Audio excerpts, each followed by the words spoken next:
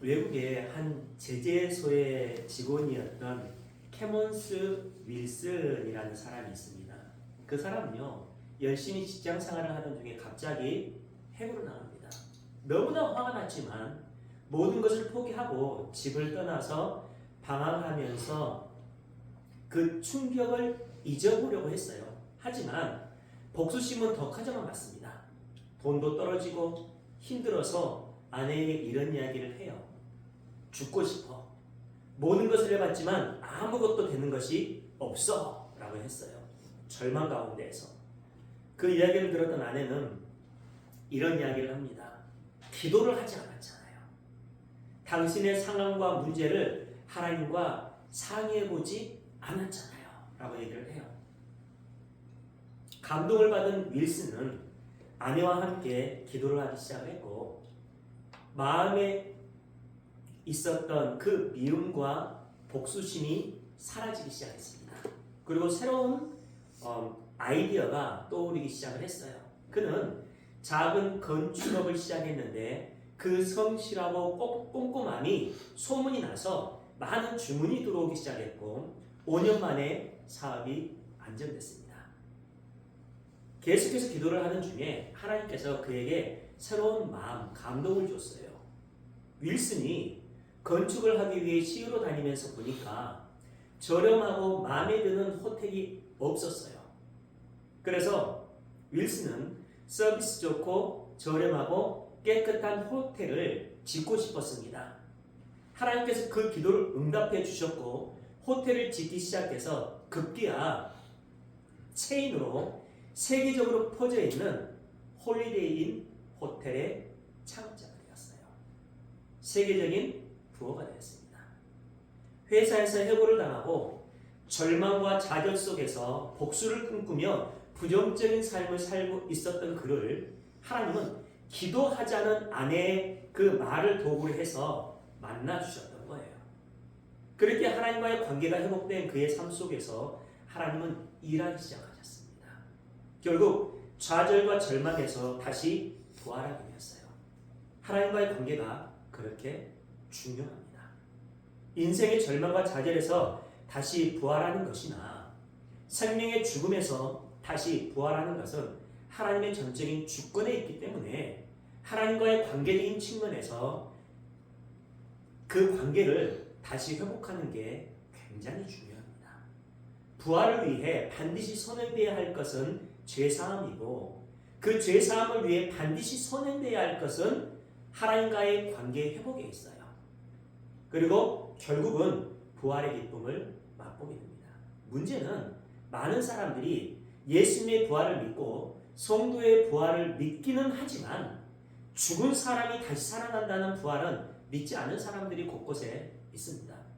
성경에 회당장의 딸이었던 그 야이로, 그리고 회당장 야이로의 딸, 그리고 나사로가 죽었다가 다시 살아난 대표적인 사람입니다. 문제는 다시 살아났던 그들도 다시 죽는다는 거예요. 이처럼 모든 사람들은 언젠가는 다시 죽게 되어 있습니다.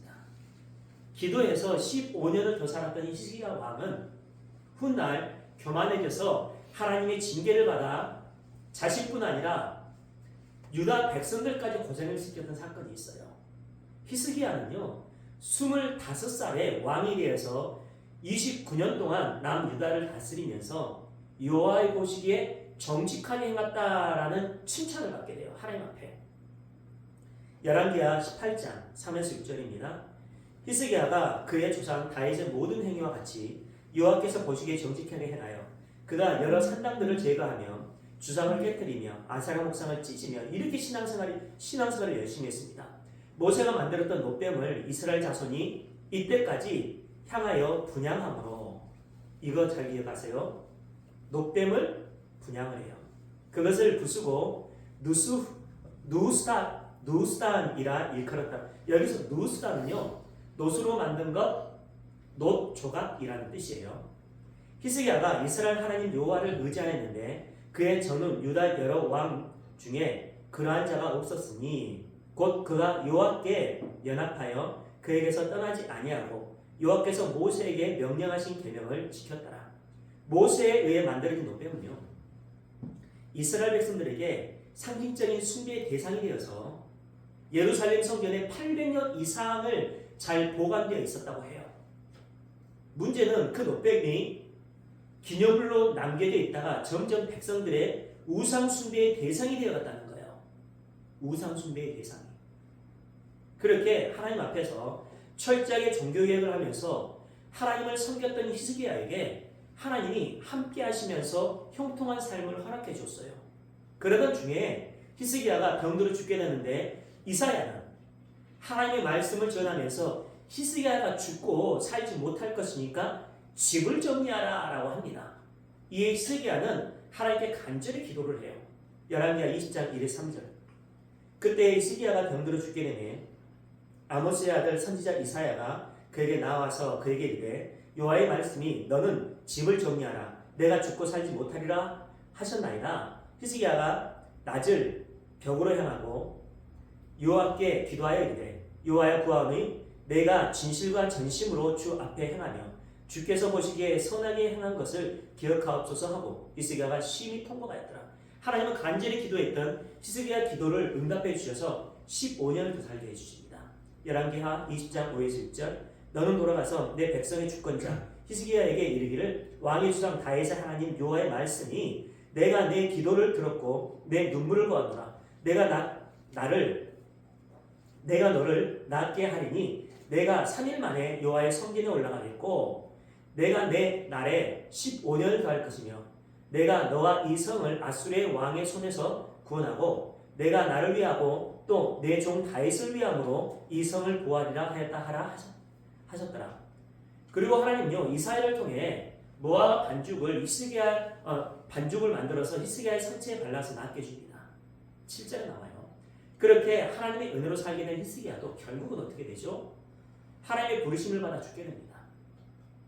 일반적으로 사람들이 생각하는 영생은 사람이 죽은 후에 예수님을 믿는 사람들만 영생한다고 생각하는 사람들이 있는데 아닙니다. 세상의 모든 사람들은 죽은 후에 영생을 해요. 그러나 천국에서의 영생이냐 지옥에서의 영생이냐 하는 문제예요. 이것은 제 주장이 아니라 성경의 증언입니다. 마태복음 25장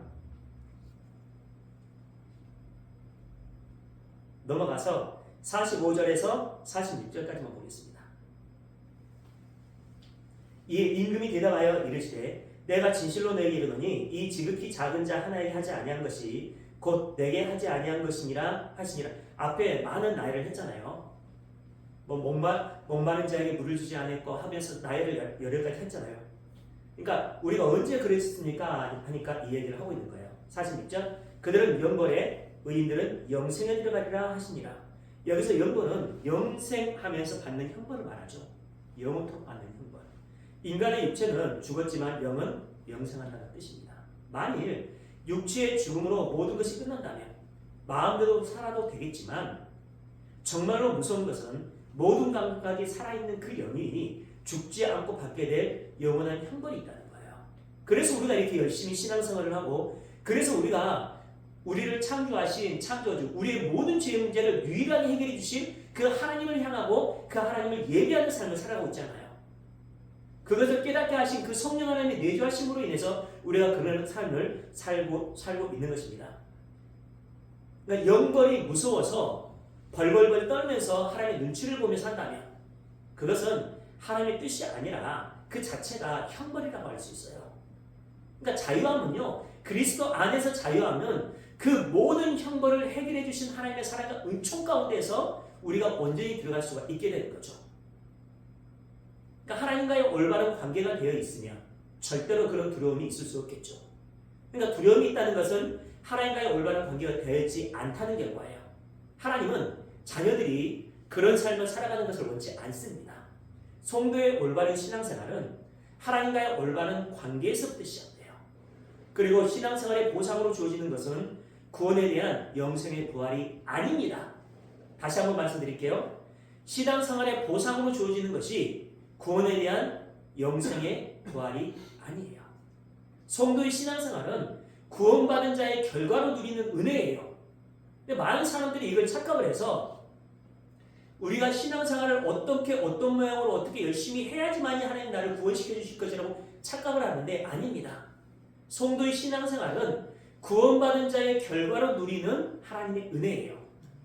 우리를 구원해 주신 하나님의 은혜가 너무나 감사해서 드리는 것이 하나님을 향한 예배고 하나님께 영광 돌리는 신앙생활이에요.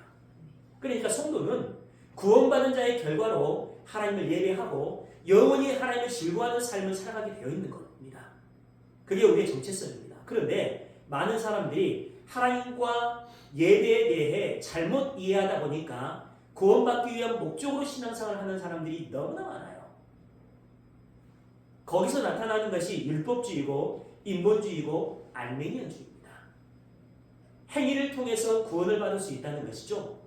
그러니까 하나님의 아무리 강력한 전지전능하신 하나님이라고 할지라도 그 전지전능하신 하나님이 계획하고 준비했다고 할지라도 인간들이 액션을 취하지 않으면 행하지 않으면 하나님의 구원은 무능력하게 이루어지지 않는다는 그런 이단들의 잘못된 사상들이 이런 거예요. 근데 그게 기독교에 들어와서 그런 잘못된 신앙들을 만들어냈습니다. 아닙니다. 많은 봉사와 헌신과 노력을 포함한 열심 있는 신앙생활은 하나님의 사랑을 받고 구원받은 성도가 하나님이 너무나 사랑스러워서 그리고 기쁘고 감사한 마음으로 나오는 행위에 불과해요. 신앙 고백에 불과합니다. 그게 많은 봉사와 헌신과 노력과 신앙생활로 나타나게 되어 있는 거죠. 예수님도 보시면요. 하나님과 올바른 관계 속에서 하나님의 뜻을 정확하게 아시고 그 뜻을 이루는 삶의 결과로 이 땅에 오셔서 십자가에서 죽으시고 부활하신 것이지 구원받기 위한 목적으로 그런 일을 하신 것이 아닙니다. 예수님이 언제 그런 삶을 사셨습니까? 그렇죠? 너희들 이런 행위 하지 않으면 구원받지 못해. 그런 말 한 적 없잖아요. 뭐라고 얘기하셨어요? 나는 하나님이 시키신 일만 했고 나는 하나님이 시키신 말만 했어 하는 순종의 삶을 살았는데 그 결과가 백성들의 구원으로 나타나더라는 거예요. 그 결과가. 그러니까 우리는 고난주간에 예수님의 고난과 함께 슬프고 힘든 삶을 살아가는 것이 아니라 예수님이 이 기간 동안 고난당했으니까 나도 그 고난을 참여해야지 그런 것이 아니라 하나님의 뜻에 죽기까지 순종했던 그 예수님을 묵상하면서 우리도 그 순종의 삶을 살겠다는 믿음으로 살아가는 게 중요해요. 고난기간 주간에 우리가 그러한 삶을 사는 게 중요합니다. 그러니까 예수님은요. 힘들고 어렵게 그 십자가의 삶을 살아야지만이 하나님의 백성들을 구원시킨다는 생각으로 십자가를 지었던 게 아니에요. 그 길이, 그 계획이 하나님의 뜻이었기 때문에 예수님은 그 뜻대로 순종했던 것 뿐입니다. 그러니까 우리는 예수님의 고난과 그 십자가에서 죽으심을 바라보면서 하나님의 뜻에 죽기까지 순종했던 그 예수님의 순종을 바라보는 게 중요해요. 그러니까 우리가 십자가를 지나는 건 어떤 뜻입니까? 주님께서 우리에게 주신 그 하나님의 계획하심, 그 계획하심 안에서 끝까지 순종하는 삶을 살겠습니다라는 것과 같은 거예요. 그래서 우리가 나중에 주님 앞에 갔을 때 예수님처럼 주님, 나는 주님이 시키신 일만 하고 주님이 시키신 말만 했습니다. 그런 삶을 살기 위해 노력했습니다. 라는 신앙 고백으로 나가게 되는 거죠. 결국 예수님은 십자가의 삶을 살지 않으면 하나님께서 구원시켜 주시지 않을 것이라는 두려움으로 그런 삶을 살지 않으셨습니다. 하나님과 올바른 관계 안에서 하나님을 뜨겁게 사랑하고 예수님을 향한 하나님의 뜻을 정확하게 알고 있었기 때문에 예수님은 하나님의 뜻을 이루는 삶을 기쁨과 감사함으로 살 수 있었던 거예요. 그게 십자가입니다. 성도의 신앙생활은 똑같아요. 그러니까 우리가 먼저 알아야 될 게 뭐냐면요. 하나님과의 올바른 관계, 나를 얼만큼 사랑했는지, 창세전부터 나를 얼만큼 사랑해서 내가 이 세상에 태어나기도 전에 하나님이 나를 향한 계획을 갖고 나를 이 세상에 보냈는지, 그렇다면 우리가 그 하나님의 은혜와 사랑을 안다면 어떻게 알아요? 성령 하나님이 내주하심을 알았잖아요. 그렇게 안다면 우리가 어떤 삶을 살아야 하는 거죠. 나를 향한 하나님의 그 계획하심, 내게 심어주신 그 믿음의 좌표들을 따라 순종하는 삶을 살게 된다는 겁니다. 그게 성도의 신앙생활, 그게 자기 부인의 삶이에요. 자기 부인의 삶. 하나님께서 예수님께 정해주신 그 인생의 좌표가 하나님을 영화롭게 하고 영원히 하나님을 즐거워하는 삶이기 때문에 예수님은 좌우로 흔들리지 않고 기쁨과 감사함으로 그 좌표를 향해 한 발 한 발 나갔던 거예요. 그게 예수님의 인생이었습니다. 성도인 우리의 삶도 그래야 한다라는 결론이에요. 그러니까 우리는 신앙생활에 있어서 고민할 필요가 없습니다. 구원받은 자의 결과로 드리는 것이 신앙생활이기 때문에 그래요. 구원받지 못한 자들의 행위는 예배라고 할 수 없고 그 모든 행위가 아무리 화려하고 멋지가 한다고 할지라도 그것은 소리나는 구리와 울리는 꽹과리에 불과합니다. 고린도전서 13장 1에서 2절 같이 읽어보겠습니다.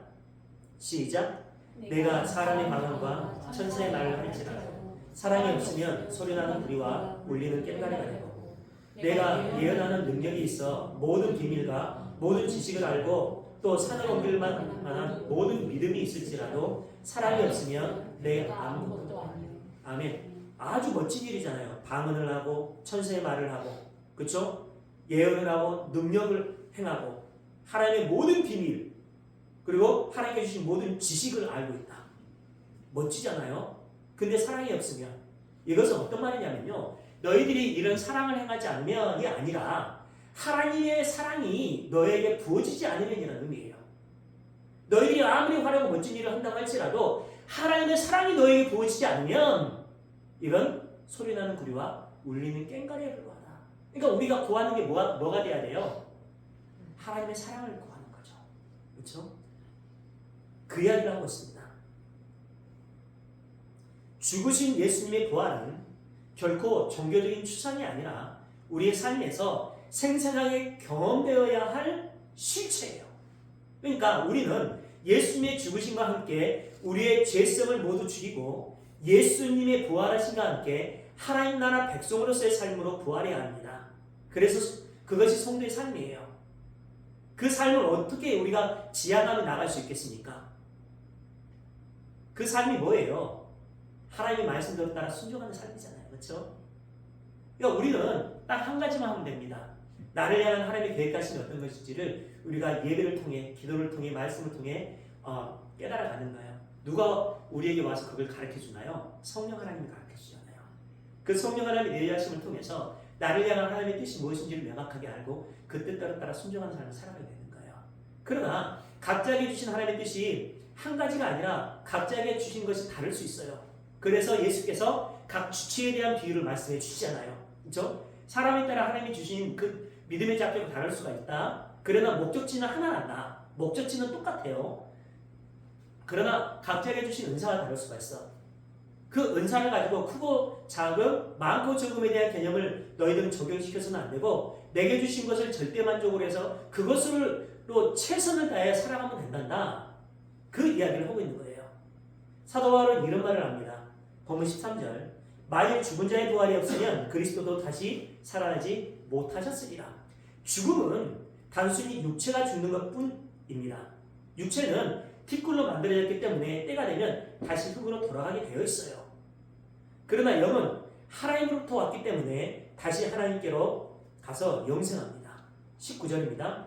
만일 그리스도 안에서 우리의 바라는 것이 다만 이 세상의 삶뿐이면 모든 사람 가운데 우리가 더욱 불쌍한 자리라. 출애굽 당시 이집트 사람들도 부활신앙이 있었습니다. 그런데 그들이 믿었던 신은 어떤 신이었냐면요. 개구리 신이었던 헥트였어요. 헥트. 겨울에 다 죽었던 개구리, 그 개구리들이 봄이 되니까 다시 살아나는 거예요. 충격을 받았어요. 그것을 보고 개구리를 부활의 신으로 섬깁니다. 그때 당시는 아주 합리적인 생각이었을 수도 있어요. 그렇죠?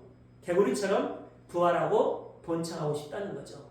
사람들이 예수님의 부활을 믿는다고 하면서 잘 먹고 잘 살기 위한 목적으로 하늘의 보좌를 움직이겠다고 길을 쓰는 것은요, 온전한 믿음이 아니에요.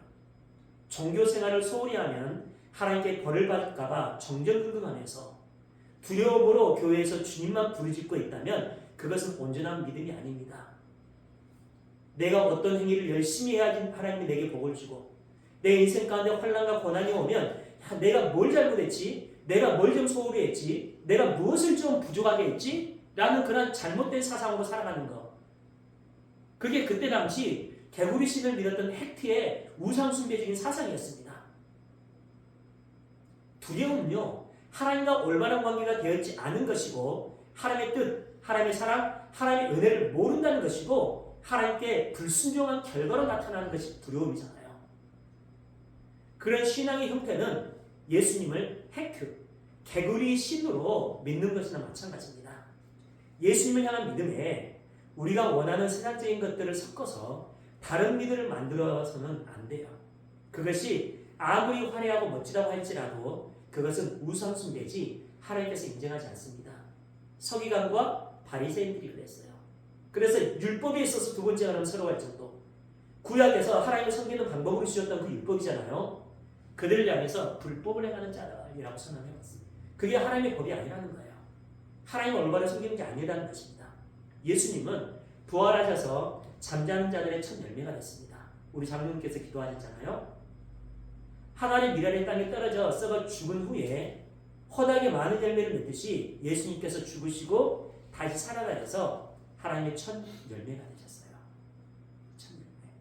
그 첫 열매를 통해서 우리가 그 다음의 열매로 다시 태어나게 됩니다.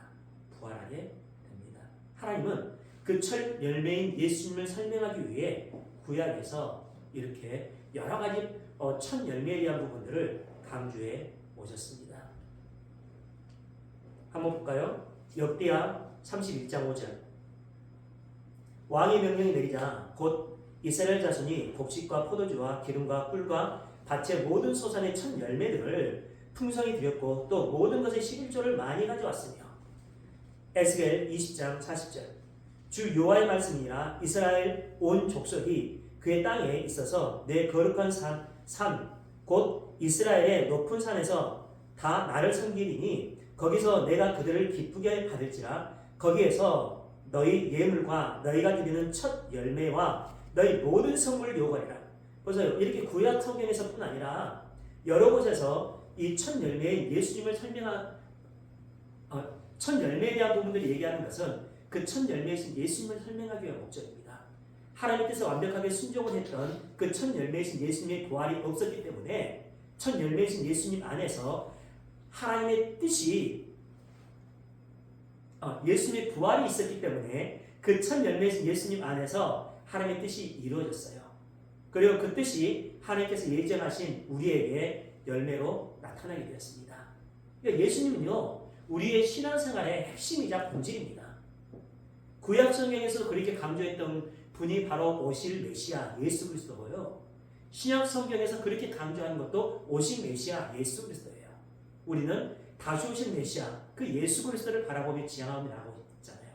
많은 사람들이 성경이 그런 본질이라는 것을 지식적으로 알지만 실제로 성경을 통해서 그런 것들을 찾는 게 아니라 인간의 도덕적이고 사회적이고 인간의 열심과 노력에 대한 그 잉여에 대한 부분들을 강조하는 게 너무나 많습니다. 여러분 그런 미혹에 빠지지 마십시오.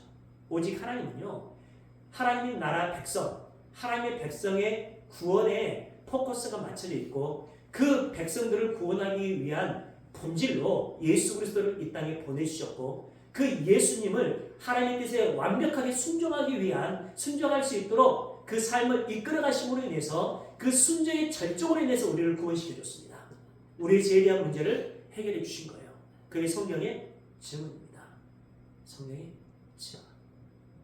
여러분, 우리가 그 하나님의 은혜를 받은 우리가 어떠한 삶을 살아야 되겠어요? 나를 사랑해 주시고 이렇게까지 사랑해 주신 그 하나님의 은혜, 당신의 생명을 끊을 정도로까지 하나님의 뜻에 철저하게 순종함으로 인해서 우리를 구원시켜줬던 그 예수님의 순종, 그러한 삶을 우리 가슴에 새기면서 하나님 나도 그런 삶을 살겠습니다. 나를 사랑해 주신 그 주님이 너무나 사랑스러워서 내가 주님을 기쁘고 감사함으로 예배드리고 내가 기쁘고 감사함으로 주님의 영광을 위해서 무엇이라도 해보겠습니다. 이게 우리의 봉사와 헌신, 우리의 신앙생활이 되어야 됩니다. 여러분, 예수님께서 우리를 하나님 나라의 백성으로 완성시켜 나가기 위한 목적, 우리가 하나님 나라의 백성으로 완성되기 위해서는 딱 하나의 걸림돌이 있었죠. 원죄. 그 죄에 대한 문제가 있었습니다. 그래서 하나님께서 우리의 그 죄를 해결하기 위해서 예수님의 생명으로 그 죄에 대한 값을 대신 치른 것, 그걸 설명하기 위해서 구약의 제사 제도를 주셨고요. 그걸 설명하기 위해서 언약계, 법계에 대한 제도를 주신 거예요. 바로 그 예수를 설명하기 위해서 내가, 그리고 그 예수를 통해서 너희를 구원하신 거란다라는 것을 보여주기 위해서. 그러니까 우리가 성경 전체에서 어떤 위치에 있는지를 한번 바라보시면요, 하나님, 나를 향한 하나님의 사랑과 은혜가 얼마나 귀하고 큰지를 우리는 알 수 있습니다. 그 은혜의 소리가 누리면서 살아가기로 합니다. 그 부활 신앙으로 살아가는 우리 모두의 삶이 되기를 주님의 이름으로 축원합니다. 우리 시간 함께 기도했으면 좋겠습니다.